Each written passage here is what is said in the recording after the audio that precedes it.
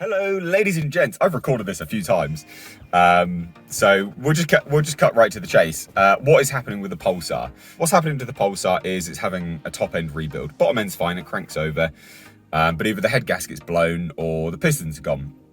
Pistons going on this car is actually really quite common. Actually, speaking to a guy that races them.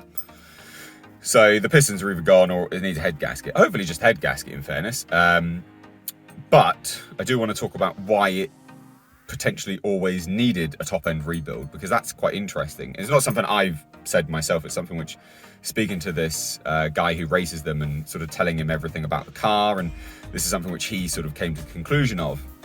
So in short, it needs a top-end rebuild.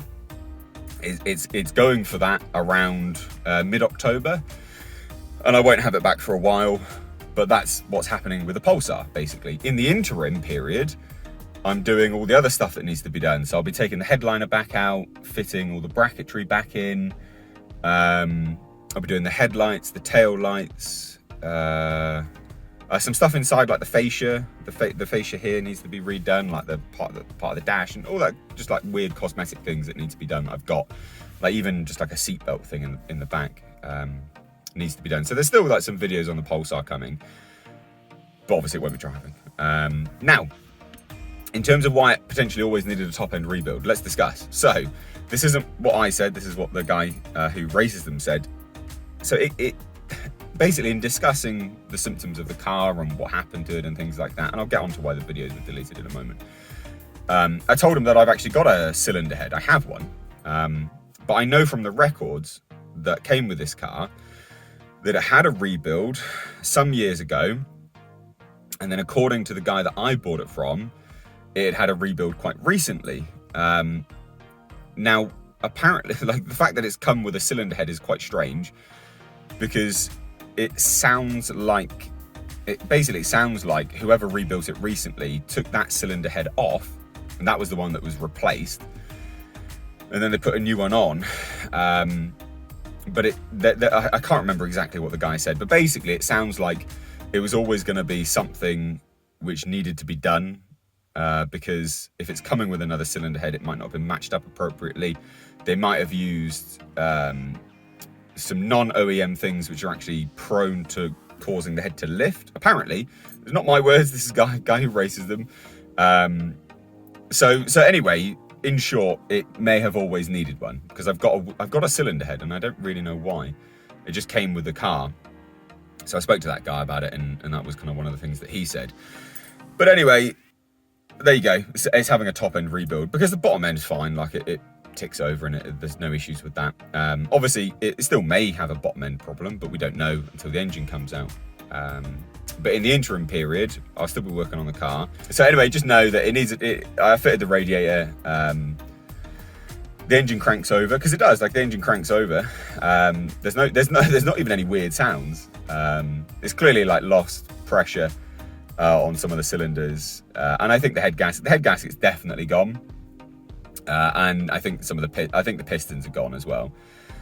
Like the piston, basically seals and things like that. So it will need a top end rebuild. It's already been booked in, because you've got to remember I filmed this stuff like quite in advance. So when I release a video, there's a lot that has already happened in the interim. So it needs a top end rebuild. It's going to happen. It's already scheduled, booked in, happy with it. And it'll be a better car in the long run, because it will have forged pistons, and the pistons are what goes anyway. Other things with respect to all of that is that because it's going to a racing garage who will properly look after it this time, they will also be able to go and tell whether there's anything else that needs doing with it, because the heater is all gone. There's no heating in this car at all. The other side of it is that there's some like weird stuff in the engine bay, some like electrical stuff in the engine bay that I don't know about, and I have no idea whether there's anything wrong with it or not, but it just helps it going to an expert that will be able to just go, right, this is wrong, this needs fixing, this needs fixing, and then it'll be done. But that being said, let's just take a massive step back here and say, look at the cost involved, right? A top-end rebuild an engine rebuild from this guy will be about 4.5 grand. And I know that, hey, that's a lot of money, like it is. But 4.5 grand plus the 8 grand that I'd currently already spent on the car to get it up and running is still cheaper than buying one fixed, ready to go. And it will be better than a fixed, ready to go one because it'll have forged pistons. So, you know, just, I like being completely transparent with you guys. So videos will still continue. I'm still going to make videos, I don't care, because I'm just doing, basically all I do with this channel is just document what I'm going to be doing anyway. So I'm going to do a bunch of stuff on this car. The Z has a bunch of stuff happening to it soon. Really normal crap stuff, which is not that exciting, but I need to do a service, spark plugs, I need to do all the brakes. So that'll be happening soon as well. And then we still got Nick's R33 GTiR project, which has some updates on. But that's about it, ladies and gents.